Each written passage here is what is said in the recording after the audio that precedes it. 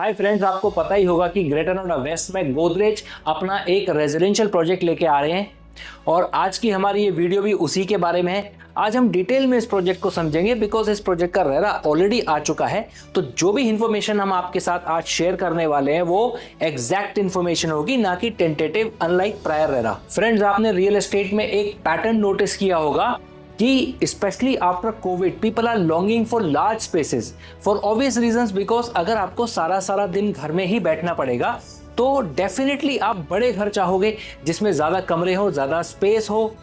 और यही रीज़न है कि जिसकी वजह से जो अब नए प्रोजेक्ट्स लॉन्च हो रहे हैं उसमें ज़्यादा से ज़्यादा बड़े साइजेस लॉन्च हो रहे हैं, 3 BHK एंड 4 BHK।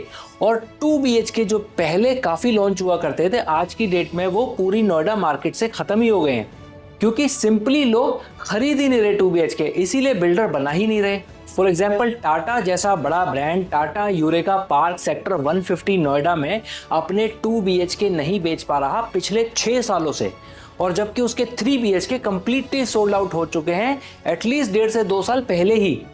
बट ऐसे 4 टावर उस प्रोजेक्ट में अभी भी खड़े हुए हैं जिसमें सिर्फ 2 BHK है और उसमें एक भी सोल्ड नहीं हुआ। अभी टाटा ने वो लॉन्च ही नहीं किया क्योंकि उनके पुराने ही 2 BHK अभी जस्ट बिके थे।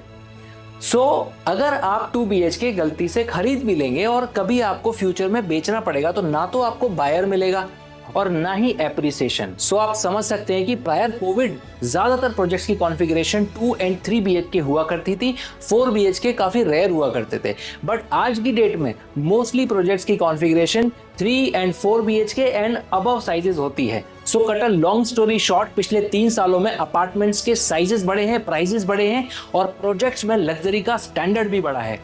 तो 3 साल पहले नोएडा एक्सटेंशन, जो कि एक अफोर्डेबल सेगमेंट के नजरिए से देखा जाता था, आज वहां पर लग्जरी प्रोजेक्ट धड़ाधड़ सोल्ड हो रहे हैं, धड़ाधड़ लॉन्च हो रहे हैं और सोल्ड हो रहे हैं। और जो प्रोजेक्ट्स नोएडा एक्सटेंशन में डिलीवर हो रहे हैं, अगर वो अप टू द मार्क हैं, सेमी लग्जरी हैं, तो उनका प्राइस भी कोई कम नहीं है। एक एग्जांपल के जरिए से आपको समझाता हूं।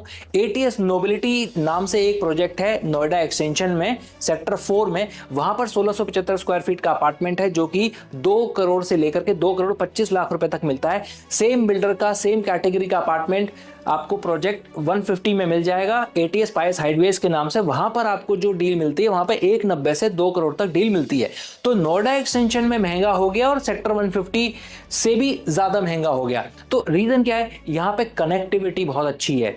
ग्रेटर नोएडा वेस्ट में आप वेल ऑक्यूपाइड लोकेशन है और प्रोजेक्ट्स में रजिस्ट्री का कोई इशू ही नहीं है, सारी रजिस्टर्ड प्रॉपर्टीज हैं। तो इस वजह से नोएडा एक्सटेंशन भी आज की डेट में लग्जरी कैटेगरी में आ रहा है। So let's come to the today's project which is Godrej majesty, और इसकी लोकेशन है sector 12 greater Noida west. Greater Noida west के सेक्टर 12 के बारे में आपको बताया तो ये अथॉरिटी का सबसे लेटेस्ट सेक्टर है जिसमें वो बिल्डर्स को प्लॉट अलॉट कर रही है to make group housing projects. इस सेक्टर के जस्ट सामने नॉलेज पार्क 5 लोकेटेड है जिसमें काफी सारे ब्रांडेड स्कूल्स हैं। और एज अ पेरेंट आप चाहोगे कि आपके बच्चे का स्कूल जो है वो आपके घर के नजदीक हो, जिससे कि आपके बच्चे का जो ट्रैवल टाइम है वो काफी कम हो जाए। तो जो चीजें यहाँ पे होने वाली हैं, प्लस सेक्टर 12 के और सेक्टर 10 में काफ़ी सारे reputed builders, luxury builders already exist करते हैं, जैसे कि ATS, S, county, Arihant, Eldeco. तो ये आप समझ सकते हैं कि ऑलरेडी वहाँ पे लग्जरी रियल एस्टेट की डिमांड है उस माइक्रो मार्केट में, जिसको गोदरेज सिर्फ सप्लाई करने आ रहा है। So getting this project sold is inevitable, it has to happen. इस प्रोजेक्ट की कुछ बातें मुझे खास लगती है, जैसे कि ये प्रोजेक्ट 2 साइड ओपन प्लॉट पर बन रहा है जिससे आपको 2 एंट्री एग्जिट गेट मिल जाते हैं। दूसरा, इस प्रोजेक्ट के ठीक सामने अथॉरिटी का एक बहुत बड़ा पार्क है जो कि वेल मेंटेन्ड है और लिटरली वो इस प्रोजेक्ट के पूरे फ्रंट के सामने है। इस प्रोजेक्ट को अगर लोकेशन वाइज आप देखेंगे तो सेक्टर 10 और सेक्टर 12 को कनेक्ट करने वाली मेन रोड पर लोकेटेड है, यानी कि आपके प्रोजेक्ट के सामने पार्क तो है ही, उससे पहले भी सर्विस लेने है, उसके बाद में भी सर्विस लेने है, उसके बाद मेन रोड है, उसके बाद फिर मेन रोड है, फिर सर्विस लेने है, फिर सामने जाकर के ATS हैप्पी ट्रेल्स, यानी कि काफ़ी दूर जाके एक प्रोजेक्ट आपको ATS हैप्पी ट्रेल्स मिलता है। जिससे होगा क्या, जो बाहर वाले टावर्स हैं उनकी जो अपार्टमेंट्स बनेंगे उनसे जो व्यू मिलेगा ना आपको, वो काफ़ी वाइड मिलेगा। आपको राजेश पायलट चौक तक दिखेगा और आपको मज़ा आ जाएगा व्यू देख के। 130 मीटर का हाईवे भी दिखेगा वहाँ से। और जब इतना गैप होता है ना टावर्स में, तो आपको व्यू, सनलाइट और एयर, ये सारी चीज़ें बढ़िया मिलती हैं। दूसरा एक और खास बात है कि एल शेप में इसके सारे टावर्स बन रहे हैं, यानी कि प्लॉट के दो साइड तो टावर्स हैं, दो साइड टावर्स ही नहीं है, जिससे कि आपको और थोड़ा ओपननेस की फील आती है। सेम कॉन्सेप्ट इनका एक गोदरेज जार्डिनिया नाम का इनका प्रोजेक्ट है सेक्टर 146 में, वहां पे अप्लाई इन्होंने किया हुआ है, और जो कि एक ब्यूटीफुल ऑसम प्रोजेक्ट बन रहा है। As you must be aware about the Godrej की वो जो भी प्रोजेक्ट लॉन्च करते हैं वो एक थीम बेस्ड प्रोजेक्ट लॉन्च करते हैं, मतलब कि उस प्रोजेक्ट का आउटर फसाड, उसका आर्किटेक्चर, उसका लैंडस्केप, उसमें लगने वाले ट्रीज एंड प्लांट्स, ये सारी की सारी चीजें एक पर्टिकुलर थीम से अलाइंड होती हैं। जैसे कि इस प्रोजेक्ट की थीम है neo classical. Neo classical means कुछ पुराना आर्किटेक्चर और कुछ नए आर्किटेक्चर का परफेक्ट कॉम्बिनेशन।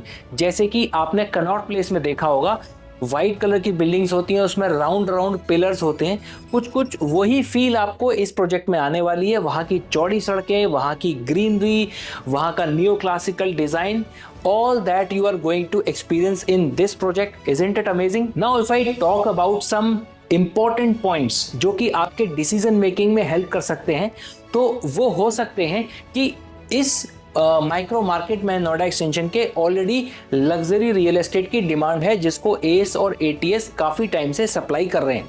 तो ऐसे में एस और एटीएस से एक बड़ा ब्रांड आता है जो कि उससे भी ज़्यादा लग्जरी प्रोजेक्ट लेकर के आता है, तो definitely it will attract lot of buyers.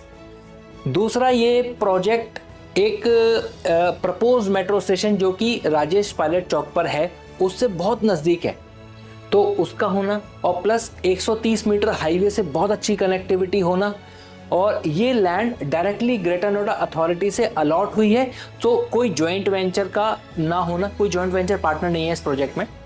Plus ये land 100% fully paid up land है, तो अथॉरिटी का बाद में कोई क्लेम, किसी तरह की डिले और नेग्लेंसी नहीं होगी। दूसरा, कोई स्पोर्ट्स सिटी का पार्ट नहीं है ये, कोई रजिस्ट्री का, कोई ओसीसीसी का इसमें कोई चैलेंज नहीं आने वाला इन फ्यूचर। दूसरा, गोदरेज कभी भी ट्रांसफर बंद नहीं करता, तो इन्वेस्टर्स के लिए एक फ्रीडम है कि जब भी वो एग्जिट होना चाहें वो हो सकते हैं।